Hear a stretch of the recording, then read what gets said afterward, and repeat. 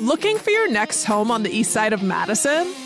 Welcome to the Canopy Collective, a vibrant community proudly managed by Focus. Choose from spacious 1, 2, or 3-bedroom apartments that offer comfort, style, and plenty of room for your pets to feel at home too. You'll enjoy world-class amenities like pools, dog parks, playgrounds, and more. Everything you need right where you live. Focus is on a mission to elevate the resident experience in every community they serve. Discover the Focus difference and find your dream apartment today at rentwithfocus.com. Want to save yourself some time and money? Order your next meal from Eat Street. Eat Street was founded right here in Madison and still operates locally today. They're focused on local. Most of their orders, 85%, go to family-run restaurants. And starting in April, you can earn Eat Street cash back on every order. Get 15% off your next Madison order with the code CITYCAST. That's one word, not case sensitive, through April 30th.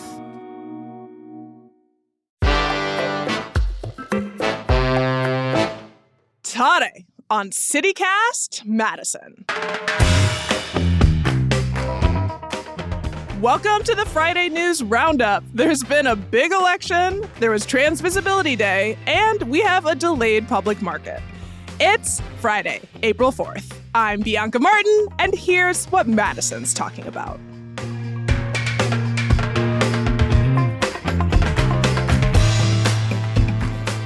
All right. Joining me today is the leader of this here podcast, Haley Sperling. What's good? We're past the election, so we are so good. And Rob Thomas, our newsletter editor. How's it going? I'm great because we're all together in person today. Yay! It feels good. Yeah, it feels real good. We are on the other side and we're together. And if you heard our show on Wednesday morning, giving you the election results, that's good. We're still going to do a recap for those of you who didn't hear it, because that's definitely the biggest news of this week. Haley, you're kicking us off with that. Right, exactly. So like Bianca said, in case you missed it, there was an election this week. And again, as Bianca mentioned, we woke up early Wednesday morning to bring y'all the hot and fresh results. So if you want the in-depth version of this, go check that out. As always, there will be a link in our show notes. But here's the 10,000-foot overview of what happened in our April election. Dane County Judge Susan Crawford bested Waukesha County Judge Brad Schimmel to become Wisconsin's newest Supreme Court justice. Crawford emerged as the victor rather early in the evening, and this win is considered a massive blow to not only conservatives in Wisconsin, but President Donald Trump himself. Trump and his billionaire bestie, Elon Musk, were truly vocal supporters of Schimmel, who had served as AG under Scott Walker. Musk poured millions of his personal fortune into this race, and the results are really a testament to Wisconsinites' disavowal of big money tampering with elections.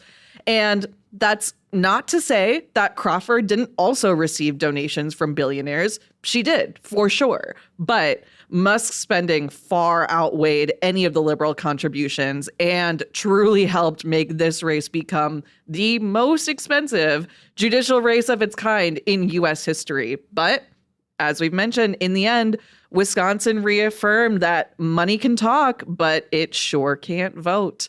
So with Crawford's victory, the allegedly nonpartisan court will now have a liberal majority until at least 2028. And my question to y'all is, were you guys surprised at how quickly this race went for Crawford? Did you expect more of a fight? I think I just prepared for battle to tooth and nail at the end of the day, but it got called so fast. I was like, oh, that's it. Yeah. Wisconsin's like, we're putting this to bed right away. I was shocked.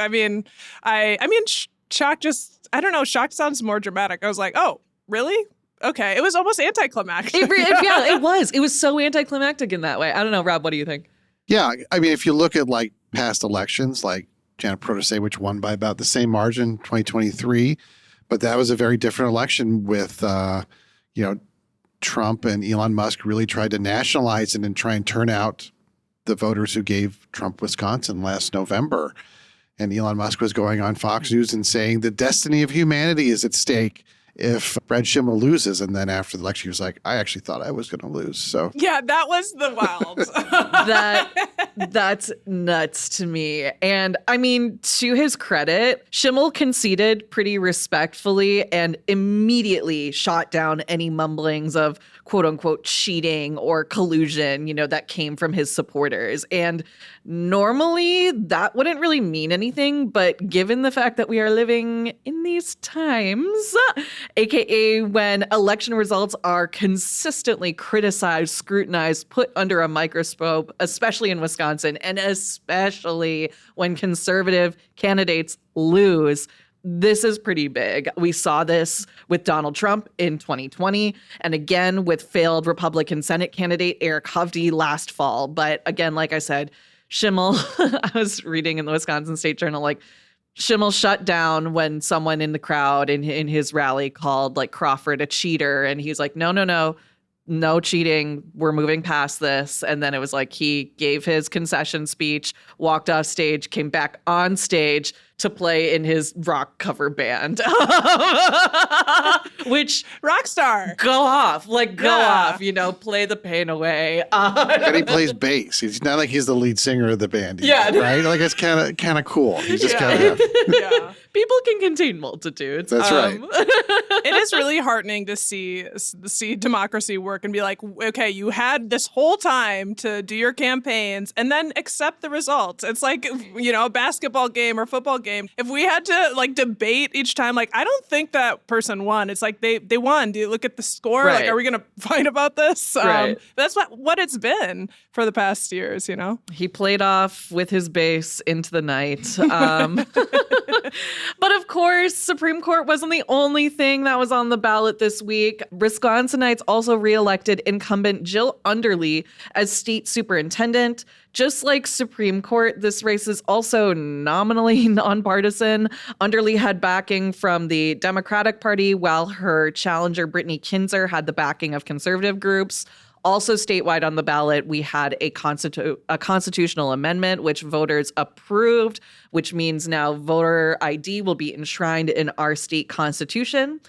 Getting even more local, in our only contested race for school board, local disability rights advocate Martha Saravo emerged victorious over Fitchburg engineer Brett Wagner for a seat on the board. And perhaps the most local races of them all were for Madison City Council. If you guys recall, because I haven't said it enough, all 20 seats were on the ballot, but there were only 14 contested races. I'm not going to run through all of the winners and losers right now because, like I said, we did that already. But high level, this was a big night for incumbents.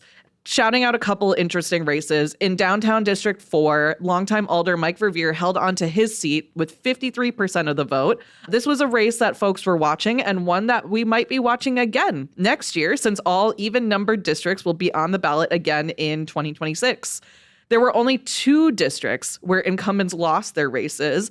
On the far west side, District 9, incumbent Nikki Conklin lost to challenger Joanne Pritchett, who won 51% of the vote. And the other upset happened on the north side over in District 12, where Julia Matthews defeated Alder Amani Latimer Burris with 53% of the vote. One other interesting result of the election, it was a win for an incumbent, but also weird, and we'll get into it. In East Side District 15, voters reelected Alder Dina Nina Martinez Rutherford by a couple hundred votes, but back in January, she actually announced she was suspending her campaign and threw her support behind her challenger, Ryan Coughlin. And at that point, it was too late for her name to be removed from the ballot. Your name can only be removed from the ballot if a candidate dies. She's not dead. So what's next? A big old shruggy emoji. According to Cap Times reporting, Martinez Rutherford said, quote, "I am so honored that the people have spoken and chosen to reelect me as their alder for District 15.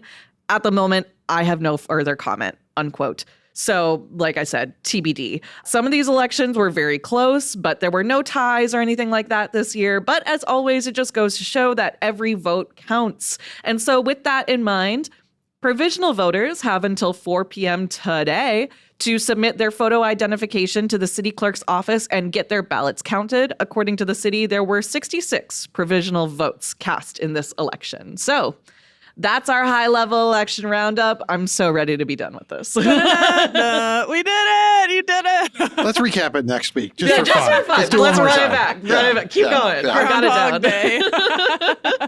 I love it. And talking about Dina Nina Martinez Rutherford, she's the main character in a story we're about to talk about. Before we get into any more news there, let's take a quick break.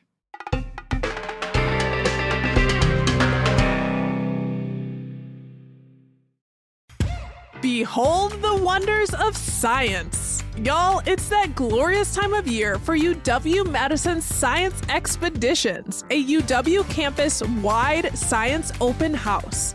Yup, they're opening the doors to the science labs and research centers to you and your family for free.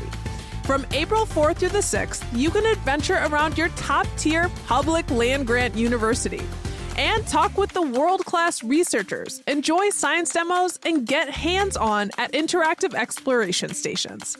The variety of programs is amazing. You can learn about everything from the human lung to the science behind ice cream. You can even visit monkeys in the Primate Center.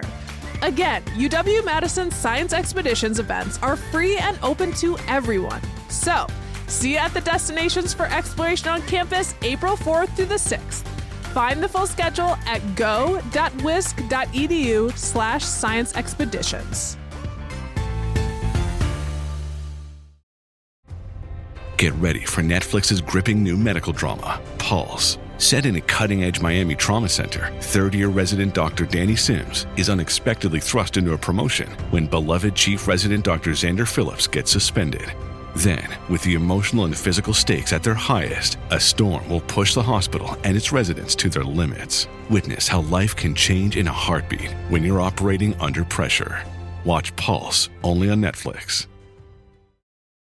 All right, so this is a really fun story, something that we love to see. Monday was International Transgender Day of Visibility, and the city of Madison marked it for the third year in a row by raising the transgender flag in front of the Madison Municipal Building.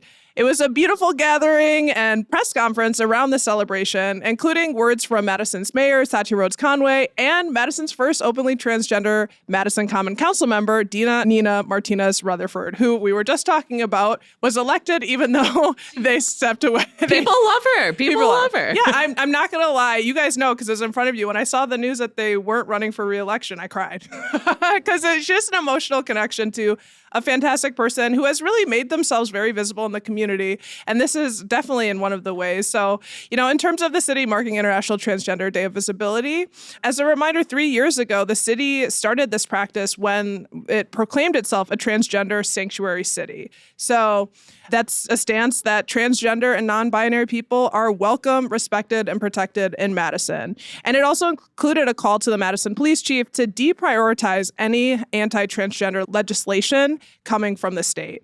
So Monday was a strong reaffirmation of Madison's priorities that were interested in protecting the needs of transgender and non-binary community members. The mayor took a stance that our city rejects hate and underscored the need for this day, saying, quote, "The safety and the livelihoods of trans people are being threatened, and Madison is not going backwards." And Councilmember Martinez Rutherford said this on Monday, quote, "We raise the transgender flag today for it to be a symbol that Madison is welcoming and that you belong here." And she also said, "Let it be a beacon of hope, a reminder that we will not be erased." So, for some context, in terms of the need for this sort of statement and celebration, just this year in 2025, over 800 anti-trans bills have been introduced nationwide in 49 of the 50 states. So Monday also saw some action in the state legislature from 2 state senators introducing a package of 3 bills to bolster protections for trans community members.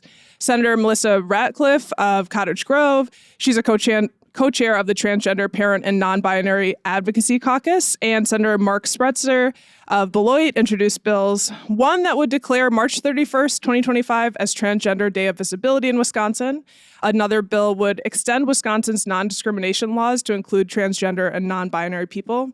And the last one, aiming to protect the privacy of individuals who are pursuing a name change to match their gender identity, which is just really critical right now with everything that's happening with the Trump administration. So both of the senators have said they don't necessarily expect support from Republican colleagues on these resolutions. They've been put forward before, obviously a sign of divided government. But outside of that bill, in terms of making March 31st, 2025 a Transgender Day of Visibility in Wisconsin, Governor Evers went ahead and signed a proclamation declaring Monday Transgender Day of Visibility. So, there are a lot of people who care, and it's nice to know that we're in a city that, makes this a priority. Yeah, it's affirming to see, I mean, in a time when the entire transgender community, the entire LGBTQ plus community has just been under attack by our federal government. It's so nice to be able to see this affirmation of like, yes, you're welcome here. And like, we will proudly support you. I see posts from like people asking in the Madison Reddit, like how trans friendly is Madison, or like how LGBTQ friendly is Madison, and overwhelming. It's like, it'd be weird if you didn't like support trans people here, which is like, I love to live in a place like that. If you can't get down with like my trans homies, like I can't get down with you. Like, that's just that it is what it is. I don't think that should be a political statement. Like we talked with, Phoebe Petrovic a while back from Wisconsin Watch just about how important this issue is, and also just like how small of a population the trans community is overall, and why the government is going after them. It's like literally because they're an easy target, right? Yeah, less than 1% of the nation is this quote I see. Exactly. And it's just like, it's important to, again, it's like this is a small percentage of our population, but it's just as important that we stand up for them, because it only gets farther, right? It only gets deeper after this, right? If they're the quote unquote easy target, then once that gets taken down, who's next? It's just, I'm very heartened to live in a community where we can openly support these values. Yeah, no, and certainly before 2025, it was not easy to be a transgender person in America. And it still isn't. It's much worse now. I mean, transgender people are like, can I safely stay in this country? Like when I may not be able to get a passport, or I may not be able to join the military, or a host of other things. And what I like about this is that it's both performative and substantive. Like it's important to raise the flag literally and say, we support you. And it's important to dig in and say, we're also going to support you politically, legally, do everything we can to make at least this space we can control a welcoming space for you. Because trans people exist, like, as people say, like that is a fact, and you're not going to legislate them away. And it wasn't too long ago, a few weeks, that there was an anti-transgender bill in the state legislature. And there were crowds of people from Madison and across the state supporting the transgender community and non-binary folks. And there was a man there that went viral. Fantastic. Yeah. And he was basically like, I came here to give my support for the anti-trans bill. And I've had such an education. Like I was here, thinking that, no, there are two genders and that's that. And I have been educated otherwise. And I'm sorry that I showed up. And like, I now know so much more about this community. And, that he went viral. So powerful. Yeah.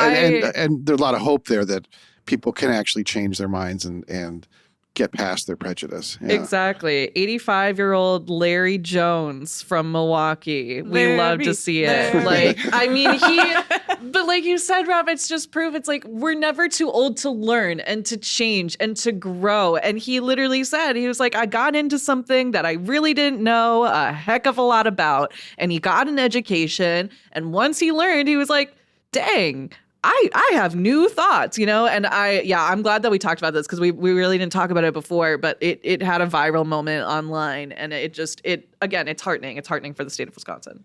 To everyone in the transgender community, non-binary folks, we love you, we see you, and we will continue to love you. And speaking about things we love a public market. And And it turns out the one that we're getting will not be coming as soon as we thought. We're going to get into that in a second. But first, let's take a quick break.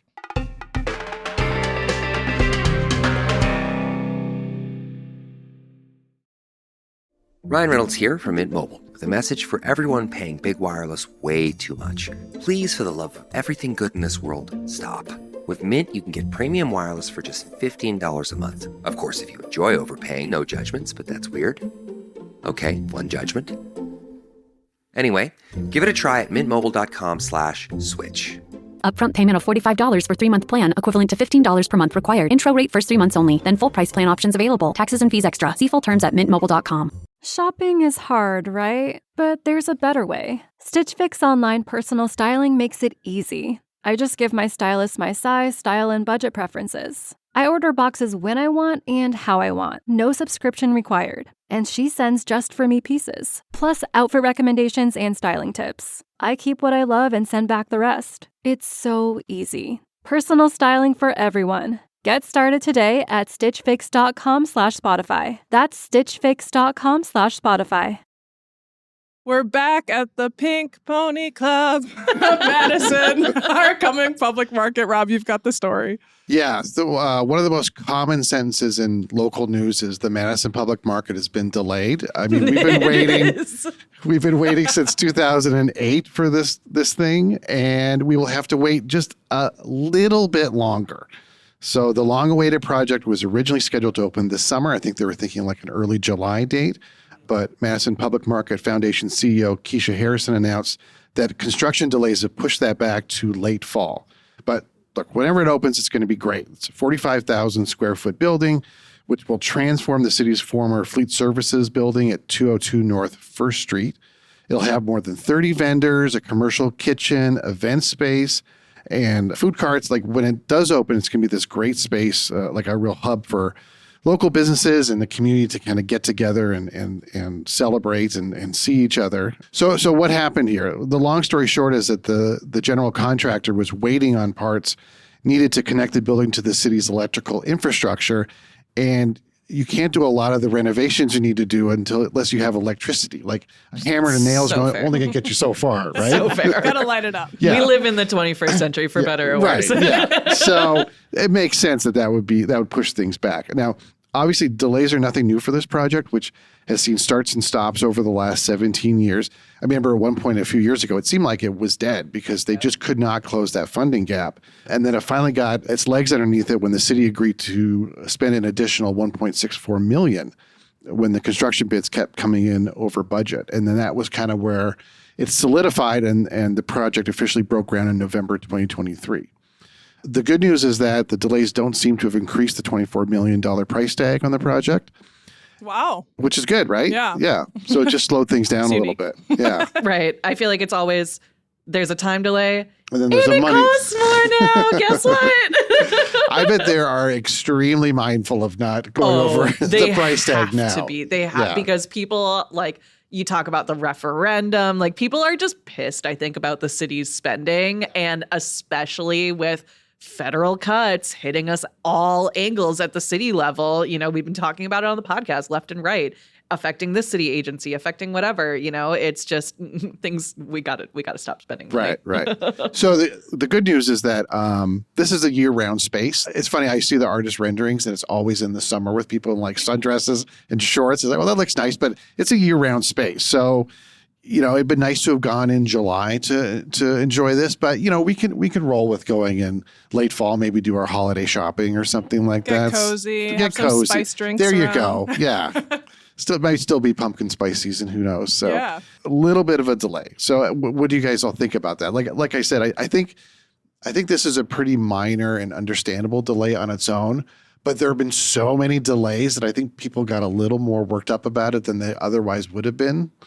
But I don't know. Personally, I would have been shocked if they opened in July. Like, it's just like, oh, suddenly things are just going according to plan, especially when it comes to construction projects. Like, after COVID, I think you can't win. Like, well, it's like, I think regular people just became acutely more aware of the supply chain and how like labor and infrastructure works. And it's like, oh, you mean I can't actually get my Amazon delivery package 20 minutes after I ordered it? Like, no, you can't get your public market right away. If it's delayed a month or even 2 months, like, it's fine. I drive past that area all the time and I'm constantly just amazed even just to see the progress that they've made. Like, the building looks great and I'm excited for the public market no matter what. And, you know, maybe this will just give people more incentive to go out and enjoy the Dane County Farmers Market, which is opening up later this month on the Capitol Square. And then they'll have a cozy spot inside to go to when fall comes around. I'd almost be suspicious if it opened on time. Like, what did you leave undone at this point? Because of all the things that you said, Haley, just like, yeah, delays are to be expected. But yeah, on top of like 15 years of delays. It's been 20 years. Like, what's 2 more months? I guess I just don't care. We've got enough other stuff to do. It's fine. Yeah, I'm really excited. Honestly, I feel like if they said, yeah, we're opening in August, it's always been August. What do you mean? Yeah. I would have believed it. And I mean, something that I'm really excited about that I hear is opening is a spa. I've like heard the way that people talk about the public market. I've been surprised at how many people I've heard talking about this story, shouting out Ashley Rodriguez at the Cap Times. There's now an actual article with details about a new bathhouse that is coming to the corner of Willie Street and Blount. So not too far off from like when you turn onto Willie Street from John Nolan and you kind of hit that weird intersection where you can't turn right and the buses are coming that way. Yeah. It's like right by the Elks Club. There's going to say it's like across from the Elks Club. Right. It's on the Edge building. I know this. Yeah. Yeah. And it's going to be a spa called Sauna Day. And I'm just straight up freaking out. I mean, first of all, we're all tired from the election and the weeks of anticipation. And like, we're all working hard. There's been a lot of tough news. And I'm just like a spa head. Like, I don't really go that often, but I'm kind of, you know, like on Instagram, everything it's sending me is just like self-care. But so I'm going to tell you about what I've learned from this article. There's going to be like multiple spaces in the spa. It's going to be separated into a public shared area that's got a deep cold plunge. They were like making that a point that a lot of cold plunges that are in Madison like don't have depth to it. And this one, so you can fully immerse, hot tubs, and a relaxation area in the public space. And also apparently you're going to be able to look out onto the street, which is kind of unique. So we'll see hopefully no creepos, you know, on the outside, but there'll be sunlight. So, you know, there's trade-offs. And then there's going to be 3 public saunas in the space. And I'm saying public, like a part of this business, but shared spaces in different styles, 2 Finnish styles, one with red cedar wood and the other with Wisconsin aspen wood. And they're calling it Sun and Moon. And then the third is a steam sauna in the Middle East North African style, where in the middle of the room, there'll be a belly stone and a marble top stone, like where people can sit on the warm stone. So it looks really friggin' cool. I mean, at least the renderings. And then there are private rooms that you can rent out as a couple or with groups. I know I'm like selling this like I work for them, but it's because maybe it's one of my dreams to own. This is not a paid advertisement. This is really not, but I'm just like freaking out about it because it sounds so fun. But the private rooms you can rent will also each include their own sauna, ice bath, and red light therapy lounge. Okay, go off. I mean, I'm really sold the way that you're selling it now. I'm like, wow, I want to be in all these spaces. But like what I was so excited about when I saw this article come up, I was like, finally something is moving into that space, because that has been one of the just like epitome of, yeah, Madison, more mixed use building with apartment on top and business on the bottom. And there's never a business on the bottom, you know, like it almost looks blighted. It literally, and it does in that way. But it's also like, this is an expensive apartment building. There should be something down there. And I'm so glad that there's finally something down there. It was the same thing with the public parking space over on East Johnson. That was another building where it just sat empty for so long. And I'm like, why are businesses not moving in here? And I'm super stoked to see like cool businesses. Like this feels like something you would see in Chicago. This does not like it doesn't feel like Madison, but I'm excited to see these new types of spaces in Madison. It's very encouraging to me. I hope it works out well. Have you guys ever done a cold plunge? Yes. What's it like? It's the best. Okay. It is the best. And I know the reason why I'm selling this is because of my millennial self-care ASMR right now. But I cannot you guys know the other day, me and my partner went into the lake, into the cold frozen lake. I was going to say, you have your own personal cold. We all could have our own personal cold plunges in the lakes. Yeah. It's basically, there's a shock to the system, and then you feel like $100 billion.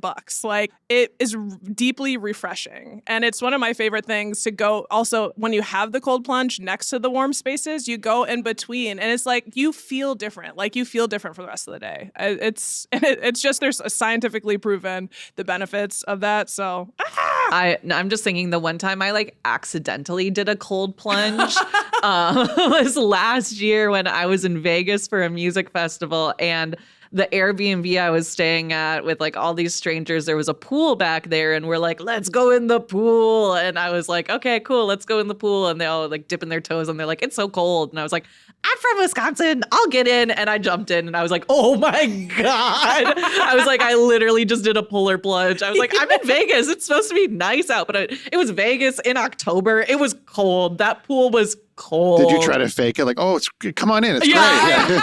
I came up and I think shivering. Immediately they saw it on my face. I'm like, no, guys, get in here. But no, you're right. It does feel great. It feels great. Yeah. It's practiced in Russia and, Eastern European, right. They'll do that, but it's kind of catching steam. Also, people swim in the Yahara River, cold water swimming is a big thing, but yeah, I'm really excited for this spa, and I would take the plunge with all of you. The way that we took the plunge for the election, we put all our hearts out into this, and yeah, I appreciate you guys. Back at you. And we appreciate you all for listening. We have spent a long time covering this election, the candidates, the impacts, the results. And I just wanted to shout out a really lovely voicemail that we got from a listener. Let's play that now. Hi, CityCast Madison. This is your friend and Madison resident, Courtney Van Horn. I just wanted to call and say thank you for all the work you do as local journalists every day. But especially, I want to say thanks today for your election coverage. Great job. I am so proud of you. And yeah, thanks for keeping it real. We've got a lot of people that are new to Wisconsin or new to Madison, and young people and people who don't normally pay attention to politics that are paying attention now. And you're helping to educate the masses who are clearly coming out and showing up. So thank you so much for all your hard work. You guys are the greatest. I hope you have a great rest of your day and week and month and year. Love you guys. Bye. Thank you, Courtney. We appreciate you so much. We'll keep doing it for you and for Madison. Thanks for rounding up the news with me this week. As always, Haley Sperling. Thanks, Bianca. And Rob Thomas. Thanks, Bianca.